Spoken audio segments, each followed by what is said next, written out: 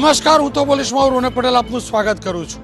લો આવી ગઈ ચૂંટણી. જી હા, જેની રાહ જોવાતી હતી તે ચૂંટણીનો કાર્યક્રમ જાહેર થઈ ચૂક્યો છે. ગુજરાતમાં 2 તબક્કામાં મતદાન યોજાવાનું છે. કચ્છ, સૌરાષ્ટ્ર અને દક્ષિણ ગુજરાતમાં પહેલા તબક્કાનું 1 ડિસેમ્બરે, જ્યારે બીજા તબક્કાનું મધ્ય ગુજરાત અને ઉત્તર ગુજરાતમાં 5 ડિસેમ્બરે મતદાન યોજાશે. 8 ડિસેમ્બરે નક્કી થઈ જશે કોણ બનશે મુખ્યમંત્રી, કારણ કે 8 ડિસેમ્બરે આવશે પરિણામ. આ તમામની વચ્ચે સવાલ એ છે કે આ ચૂંટણીના કાર્યક્રમ જે જાહેર થયો છે તેને લઈને કેટલાક સવાલ કોંગ્રેસે પણ ઉઠાવ્યા છે. કોંગ્રેસે શું કહ્યું આ ચૂંટણીને લઈ એ સાંભળી લઈએ.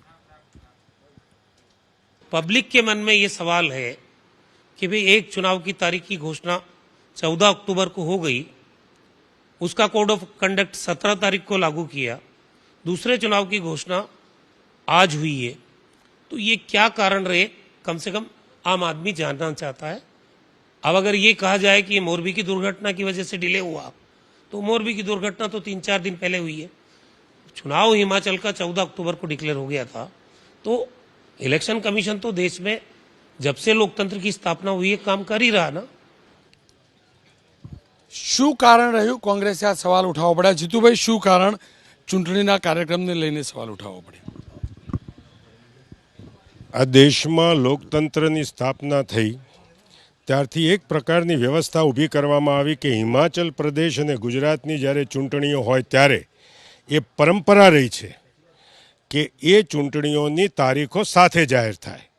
સાથે ન થઈ એનો વાંધો નથી, પરંતુ જ્યાં સુધી માનનીય વડાપ્રધાનશ્રીના કાર્યક્રમો પૂરા ન થયા અને અગર મોરબીની ઘટનાને કારણે હોય તો મારે રોનકભાઈએ કહેવું છે કે કયા હિન્દુસ્તાનના શાસ્ત્રમાં એવું લખેલું છે કે 30મી તારીખે ઘટના બને અને 31મી તારીખે 3 વખતે કપડાં બદલી અને આપણે અંજલિ આપીએ.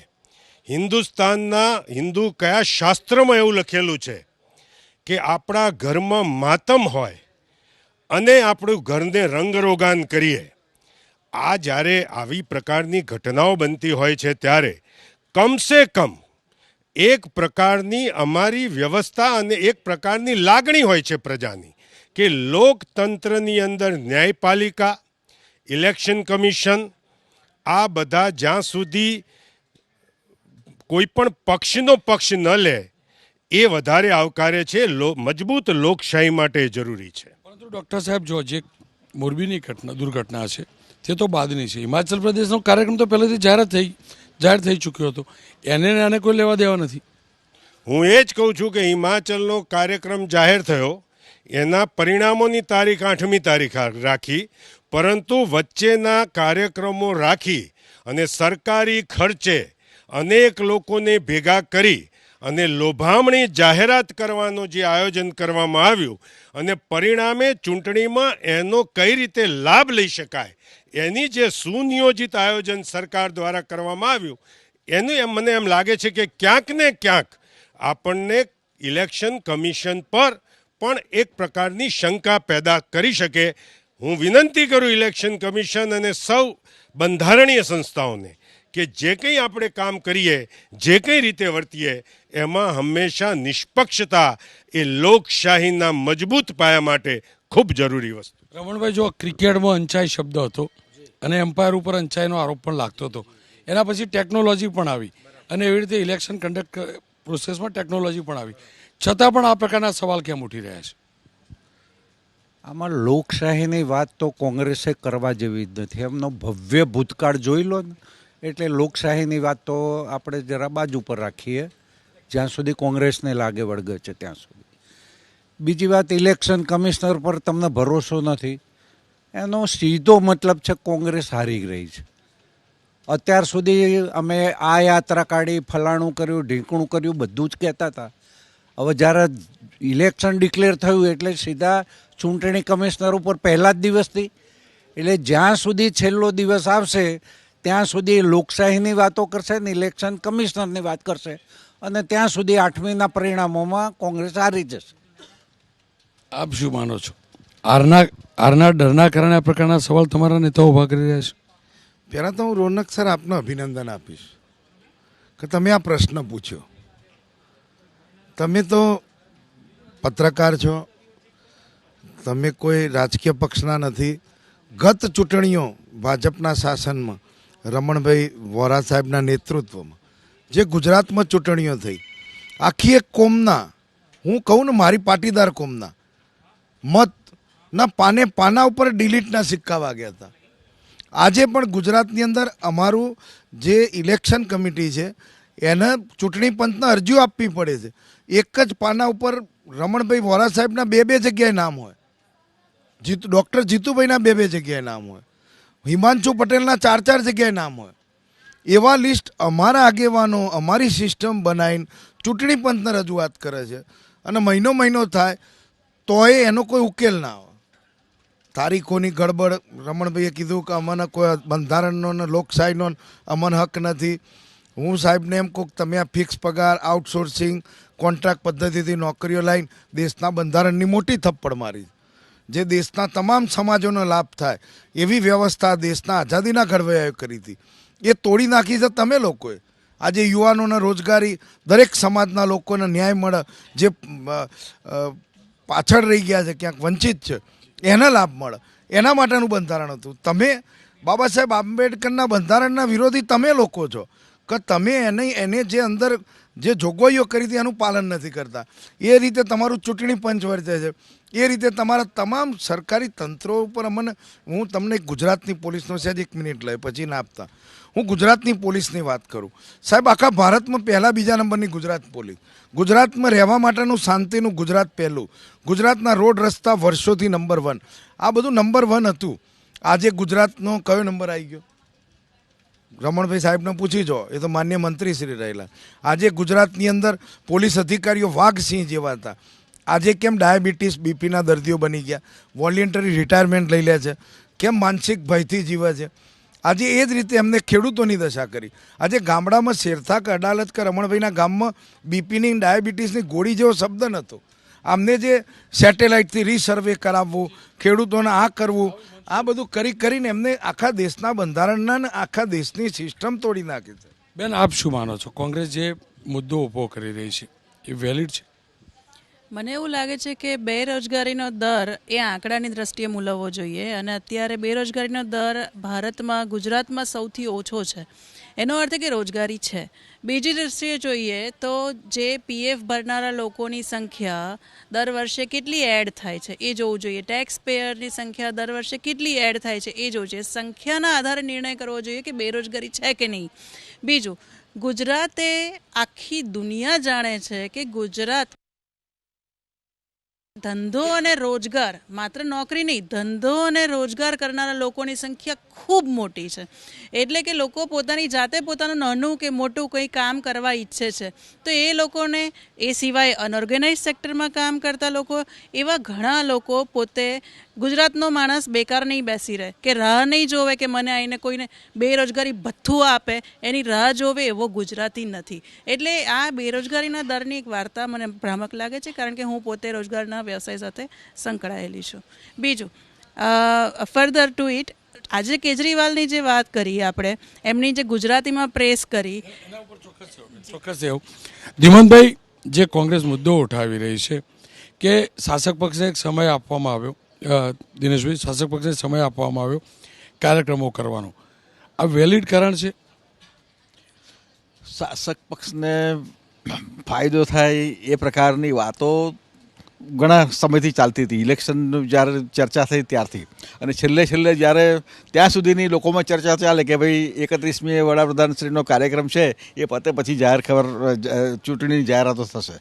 એટલે ઇલેક્શન કમિશને પણ પોતાની વિશ્વસનીયતા લોકોમાં પણ બરકરાર રહે એ માટેનો પ્રયત્ન કરવો પડશે. તમને TN સેશનને તમે યાદ કરો કે GM લિંગડોને યાદ કરો, એ પ્રકારના કમિશનરો હવે, કારણ કે આ બધા રિટાયર્ડ જે હોય તેને ફરીથી આ પ્રકારની જવાબદારી સોંપવામાં આવતી હોય છે, એટલે ફેવર કરે છે એવી લોકોમાં એક એ છે, એ ઇલેક્શન કમિશન દૂર કરવી પડશે. આપનો અનુભવ શું કહે છે? હાલે શંકા તો ઊભી થાય, અને બંધારણીય સંસ્થાઓ પર શંકા ન ઊભી થવી જોઈએ એ બહુ અગત્યનું છે. એની એક જે ઇમેજ ઊભી થાય છે બહુ અગત્યની છે. આપણે બહુ ટેકનિકલી થોડી વાત કરીએ કે 2 ચૂંટણીની પરિણામની તારીખ તમે કોમન રાખી. આ વખતે આપણે સમજી ગયા હતા કે બંનેની તારીખ સમાન હશે, તો બંને ચૂંટણી ભેગી ગણાય કે ન ગણાય? ભેગી ચૂંટણી ગણાય તો પછી ભેગું જાહેરનામું બહાર પડે કે ન પડે, એટલે આ બધા મુદ્દા છે. બીજું, આચારસંહિતાનો ગાળો ઓછો રાખવાની એક વચ્ચે માનસિકતા આવી હતી કે આચારસંહિતા હોય લાંબી હોય તો વચ્ચે કેટલીક પ્રોબ્લેમ થાય છે, એટલે આચારસંહિતા ઓછી રાખો તમે, તો પછી એક કામ કરો ને, બંનેનો પ્રોગ્રામ બી જુદો જ રાખો ને તદ્દન. શા માટે એક તારીખ બી ભેગી રાખો છો પરિણામની? એટલે આવી જે નાની નાની બાબતો છે એને કારણે લોકોના મનમાં શંકા જાય કે સ્વતંત્ર રીતે કામ નથી કરી શકતું, એ બહુ અગત્યનું છે. ગયા વખતે પણ જુદી થઈ ગઈ હતી. હંમેશા ભેગી ઇલેક્શનની આપણે વાત કરતા હોઈએ તો પછી શા માટે અલગ તારીખ કરવી જોઈએ, એ પણ સવાલ આવીને ઊભો રહે છે. બીજો બહુ સ્પષ્ટપણે જે શાસક પક્ષ હોય એને ફાયદો થતો હોય છે, જ્યાં પણ જે પણ પક્ષ સત્તામાં હોય એને સરકારી ખર્ચે પ્રચાર કરવા મળતો હોય છે. પણ આટલે આવડું મોટું કંઈ રહસ્ય તો છે નહીં ને. ચૂંટણી ક્યારે યોજાવાની છે, 5 વર્ષ પૂરા થાય, એમાં આટલું બધું સસ્પેન્સ અને આટલું બધું રહસ્ય રાખવાની શું જરૂર છે? હું કહું છું તારીખ અને વાર અને કાર્યક્રમ બહુ અગાઉ જાહેર થઈ જવા જોઈએ, અને એને કારણે શાસક પક્ષ અને વિપક્ષ બંનેને પોતાના પ્રોગ્રામ કેમ કરવા એ આયોજન કરી લે.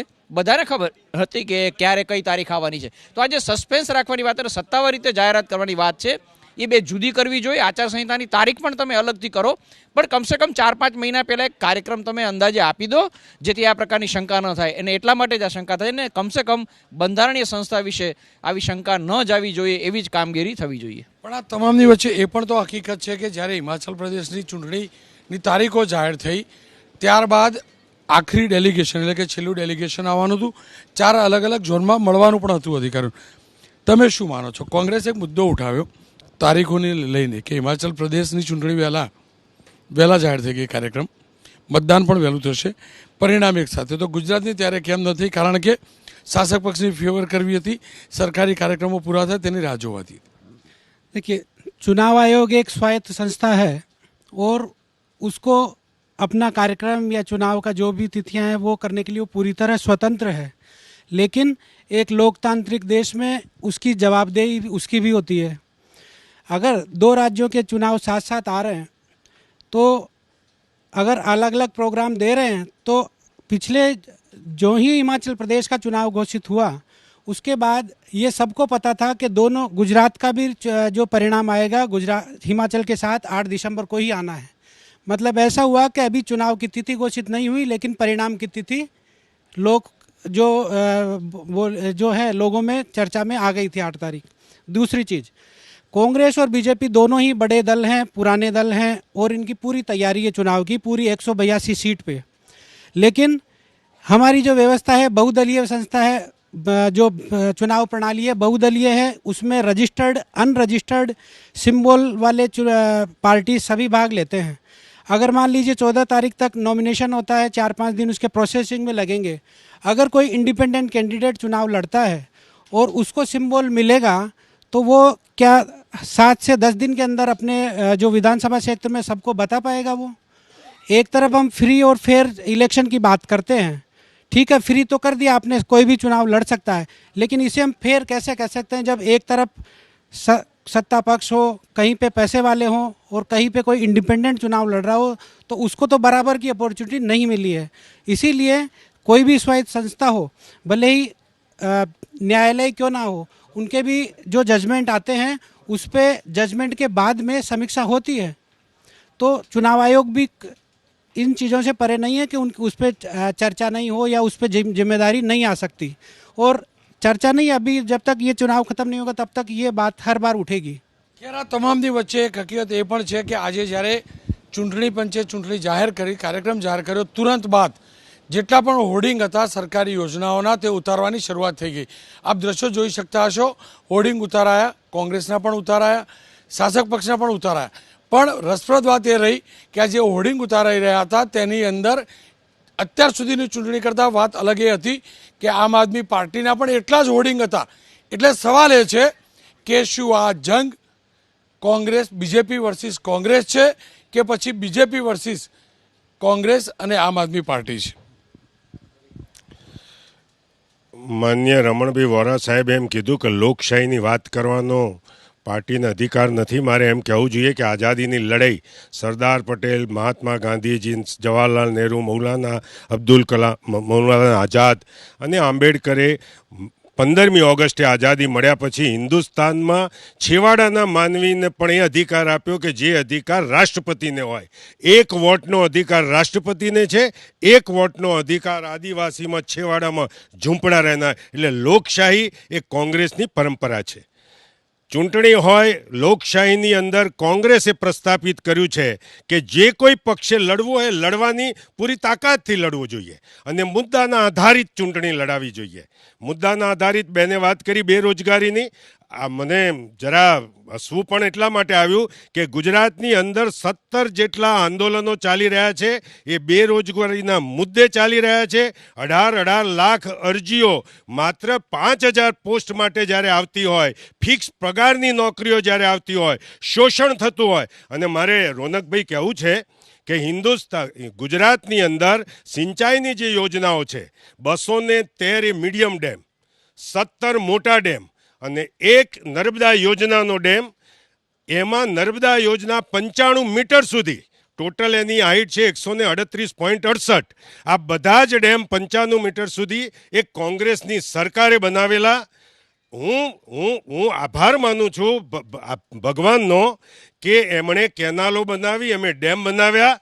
અગર કેનાલો અત્યારે તૂટી જાય તો એમ કહે છે કે ઉંદરડાઓ તોડી નાખે છે. તો મને એમ લાગે છે કે પાંજરાઓ કમલમમાં મૂકો, બધી જ કેનાલો બચી જશે. અગર જો આ કોંગ્રેસની સરકારે, આ ભારતીય જનતા પાર્ટીની સરકારે જો ડેમ બનાવ્યા હોત તો એમના ભ્રષ્ટાચારના કારણે જે મોરબીની અંદર ઘટના જોઈ, કણસતા અવાજોને કાળજે કોતરનારું કોઈ નહોતું, આંસુની લિપિ જાણનારું કોઈ નહોતું. ત્યારે જો એમને ડેમ બનાવ્યા હોત તો કદાચ અત્યારે ગુજરાતનું અસ્તિત્વ આ પૃથ્વી ઉપરથી જતું રહ્યું હોત. આ ભ્રષ્ટાચારને પણ આપણે સિંચાઈની યોજનાઓ, અને મારે નર્મદા યોજના વિશે કહેવું છે કે જેના વિશે આપણે બહુ કહીએ છીએ કે જ્યારે શરૂઆત થઈ ડેમ નર્મદા યોજનાની ત્યારે એની લંબાઈ હતી 90,389 કિલોમીટર. ધીરુભાઈ ગજેરા જે અત્યારે એમના પક્ષમાં છે, એમણે 161 નંબરનો સવાલ પૂછેલો વિધાનસભામાં. એમાં એમણે આંકડો આપ્યો કે 85,998 કિલોમીટરની રહી. આજે તમે એના પેપર ઉપર, કાગળ ઉપર જુઓ તે 71,748 કિલોમીટરની થઈ. તો 18,641 કિલોમીટરની કાપી અને તમે ખેડૂતોના પેટ ઉપર લાત મારવાનું કામ કે, કારણ કે આ સી પ્લેન ઉડાડવા માટે અહીંયા હોડકા માટેનું પાણી નથી. ડૉક્ટર, પણ એ પણ તો હકીકત છે કે તે સમયની કોંગ્રેસની મધ્યપ્રદેશની દિગ્વિજયસિંહની સરકાર અને મહારાષ્ટ્રમાં પણ કોંગ્રેસની સરકાર હતી, એ પણ તો મેધા પાટકરને બેક કરતી હતી. હું તમને જવાબ આપું છું કે આ જે જ્યારે હાઈટનો પ્રશ્ન ઊભો થયો ત્યારે દિગ્વિજયસિંહની સરકાર નહોતી અને ત્યાં પેલું મેધા પાટકર તો શરૂઆતથી વિરોધ કર્યો. એ વખત તો દિગ્વિજયની સરકાર હતી. સાયમન કમિશન આવ્યું, પાછા ગયા, એ બધું મશીનથી ગઈ. એ વખતે કોની સરકારો હતી? હું તમને એ કહું કે રાજીવ ગાંધીએ પર્યાવરણ સેક્રેટરી શેષાન હતા, પર્યાવરણની મંજૂરી નહોતી મળતી, ત્યારે 24/6/87 રોજ પોતે જવાબદારી લઈ પર્યાવરણની મંજૂરી લીધી. 8/9/87 રોજ એમણે ફોરેસ્ટની મંજૂરી લીધી અને આયોજન પંચમાં ઓક્ટોબર 88માં નર્મદા યોજના માટે જોગવાઈ કરી. મેઘા પાટકરે જે કર્યું એ 1991ની અંદર મધ્યપ્રદેશના રસ્તેથી જ આવતી હતી ને, મહારાષ્ટ્રના રસ્તેથી આવતી હતી. એ વખતે ચીમનભાઈના નેતૃત્વમાં લડાયું હતું. મારે જે કહેવું છે કે ડેમની ઊંચાઈ જ્યારે ઊંચી નથી થતી ત્યારે ત્યાં શિવરાજસિંહની સરકારે વિસ્થાપનનું કામ નહોતું કર્યું. સુપ્રીમ કોર્ટમાં મનમોહન સિંઘે પોતે ખાતરી આપી કે વિસ્થાપનનું થશે અને અહીંયા આપણે તમાશાઓ કરતા હતા કે મનમોહન સિંહ પરમિશન નથી આપતા. ગુજરાતના ખેડૂતોને સૌ મોટું નુકસાન કર્યું હોય તો આ ભારતીય જનતા પાર્ટીની. રમણભાઈ, મુદ્દો થોડોક ભટકી ગયો, પરંતુ એમને જે સવાલ ઉઠાવ્યા છે એટલે જવાબ લઈ લો. કોંગ્રેસના ખેડૂતોનો કંઈ લેવા દેવા જ નથી. 19 માર્ચ 1987ના દિવસે માન્ય અમરસિંહભાઈ ચૌધરી રાજ્યના મુખ્યમંત્રી અને 19 ખેડૂતોને ગોળીએ દેવાયા હતા. પાટણવાળી વાત કરો તમે? ચિલોડાની વાત કરું છું, ગાંધીનગરની વાત કરું છું. 19 ખેડૂતોને ગોળીએ માર્યા હતા. અને જ્યારે જીતુભાઈ વાત કરતા હોય નર્મદાને, જીતુભાઈ આમ વાંચીને ન બોલાય. 1961નો મૂકેલો પથ્થરો તમારા વડાપ્રધાને મૂકેલો પથરો એને ક્યારે પત્યો એટલું તો કહો. તમે પર્યાવરણની વાત કરો છો ને ફલાણાની વાત કરો છો ને કેનાલની વાત કરો છો ને અરે 61થી કારણ એટલું હતું કે આ બંધનું નામ સરદાર સરોવર હતું. જો એ બંધનું નામ શ્રીમતી ઇન્દિરા ગાંધી હોત, રાહુલ ગાંધી હોત અથવા બીજા હોત તો આ પતિ હોત. એટલે એ વાત કરવાની અમને કોઈ હક અને અધિકાર નથી. જીતુભાઈને પૂછો ને જરા સ્ટેચ્યુ ઓફ યુનિટી ક્યાં આવ્યું જરા પૂછો. ડૉક્ટર એક જ લીટીઓ 5/4/1961 દિવસે જવાહરલાલ નહેરુએ સરદાર સરોવર ડેમનો પાયો નાખેલો. એટલે એ વાત વાહિયાત કરવાનો. આ તમામની વચ્ચે જો બીજેપી અને કોંગ્રેસ વચ્ચે દ્વંદ્વ થતો રહે, પરંતુ આમ આદમી પાર્ટી પગ પેસારો કરી રહી છે. અને હું નથી કહેતો, આ ખુદ કોંગ્રેસના પૂર્વ અધ્યક્ષ, પૂર્વ કેન્દ્રીય મંત્રી ભરતસિંહ સોલંકીનું કહેવું છે. ભરતસિંહ સોલંકીએ તો એમ કહ્યું કે આમ આદમી પાર્ટીની જરૂર પડે તો તેની પણ મદદ લઈશું. જોકે કોંગ્રેસે ત્યારબાદ એ નિવેદનને પોતાનાથી દૂર કર્યું. આવો સાંભળી લે બંને મત. વ્યક્તિઓ કરતાં વિચારોનું મહત્ત્વ છે. શંકરસિંહજી હોય, ભાઈ છોટુભાઈ વસાવા હોય, એનસીપીની પાર્ટી હોય કે બીજા લોકો હોય, આમ આદમીએ કોંગ્રેસને ટેકો આપે તો અમે તો લઈ લઈએ, અમને ક્યાં વાંધો છે. We will take support. हमारे तो बीजेपी जेवा फासिस्ट कोमवादी परिबलों सामे लड़ू है। नहीं, देखिए वो अधिकृत बयान नहीं है पार्टी का। पार्टी की अधिकृत बयान की भी बात होती है। कोई व्यक्ति के मन में विचार हो सकता है कुछ, लेकिन ये पार्टी का विचार नहीं है। यहाँ मुकाबला कांग्रेस और बीजेपी के बीच में होगा, कोई तीसरी पार्टी रहेगी नहीं। आप चुनाव आज इलेक्शन डिक्लेयर हुआ है।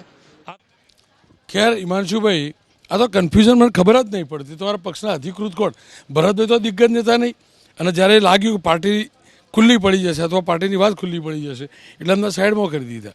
તો આ બધા એ તો ખેસ તો કોંગ્રેસ જ પહેરીને બોલતા હોય જ્યારે બોલતા હતા. એટલે જો અમારી પાર્ટીના અમે છીએ, અમારે ખેસ પહેરવો નહીં પડતો. જીતુભાઈએ નહીં પહેરે ને મેં નહીં પહેરે.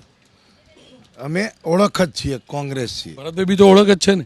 પણ એ વાતની સાથે સાથે સાહેબે જે વાત કરી એ હું કહું, એમને ખૂબ નર્મદાનો પથ્થરો કે જે અત્યારે એ પથરા મૂકે છે. એક મિનિટ, ના આ જ મુદ્દો અગત્યનો છે. પ્રજાનો અસરકારક મુદ્દો સાહેબ. આ ડિબેટથી પ્રજાને ફાયદો થવો જોઈએ, કોઈને અસર થાય ના થાય નહીં. સાહેબ આ નર્મદા યોજનામાં એ વખતના કોઈ પણને પૂછી લો, આપણે વીજળી નથી લીધી.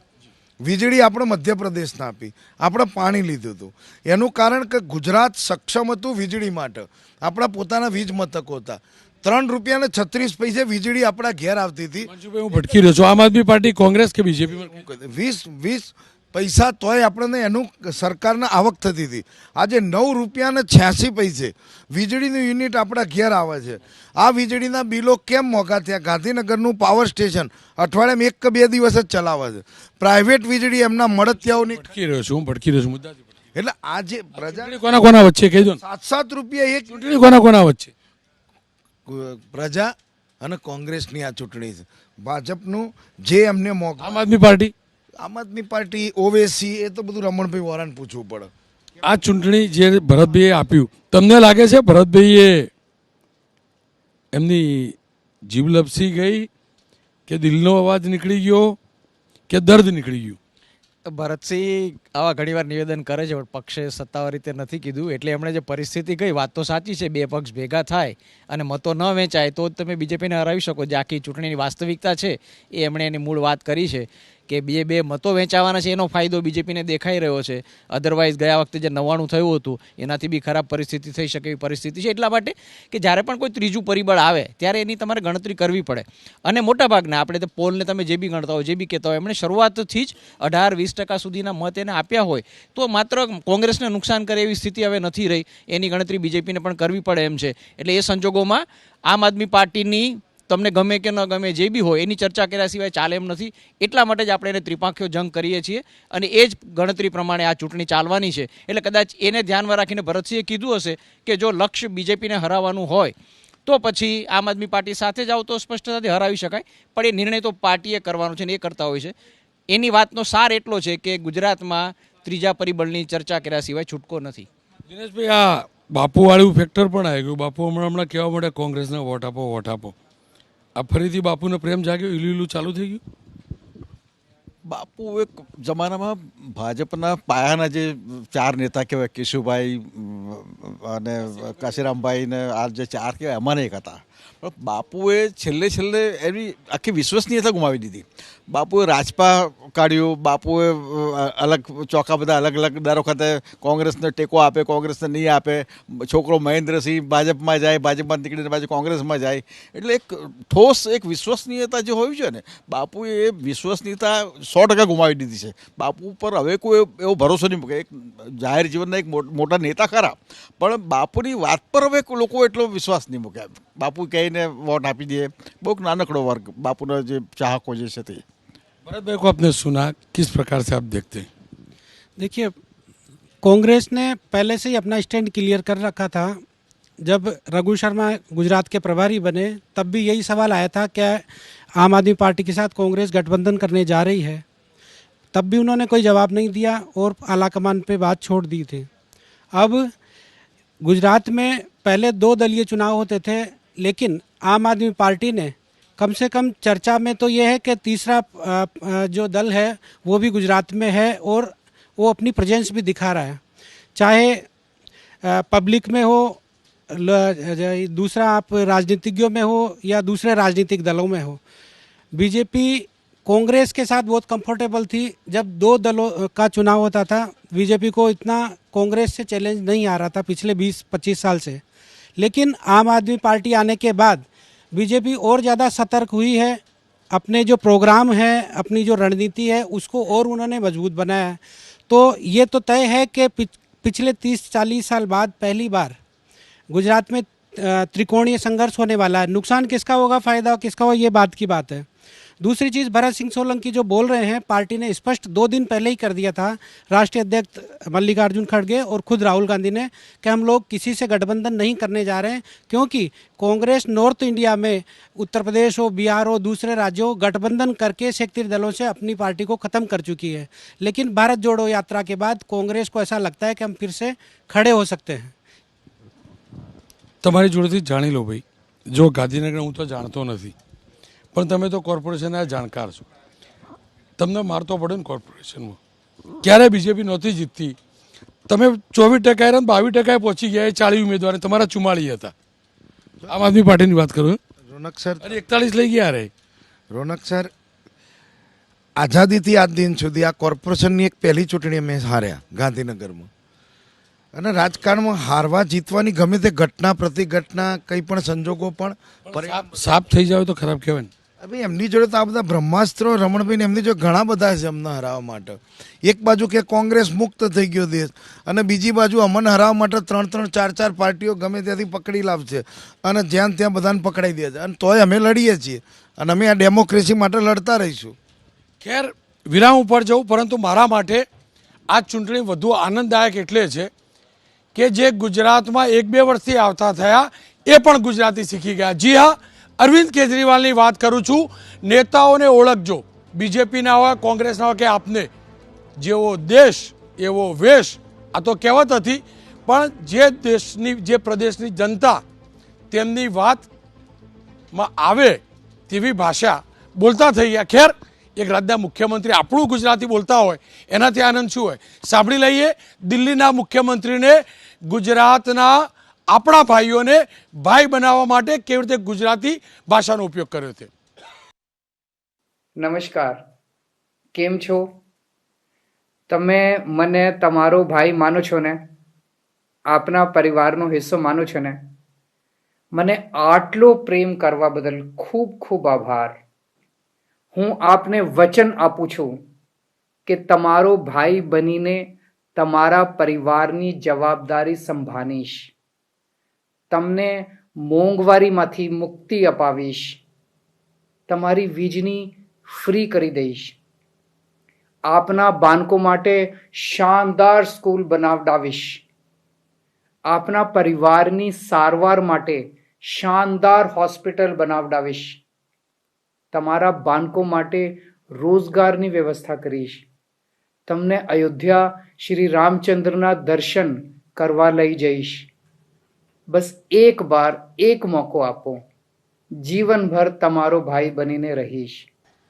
અરવિંદ કેજરીવાલ હર હંમેશ કહેતા રહ્યા કે મને રાજનીતિ નથી આવડતી, રાજનીતિ કરતા નથી આવડતું. અત્યાર સુધી કોઈએ સવાલ પૂછ્યો કે નહીં? મેં પૂછેલો પંજાબની ચૂંટણી જીત્યા બાદ આવેલા ત્યારે, અને એ જ કહેલું કે તમને સારી રીતે રાજનીતિ કરતા આવડે છે. જોકે ગુજરાતી ભાષા અથવા તો આ શબ્દો જે વિસ્તારમાં જઈએ વિસ્તારમાં કેવી રીતે બોલવું એ કદાચ કેજરીવાલ ભારતીય જનતા પક્ષના નેતાઓ પાસેથી જ શીખ્યા છે, અને એટલે જ એમને પણ અયોધ્યાના રામ મંદિરને યાદ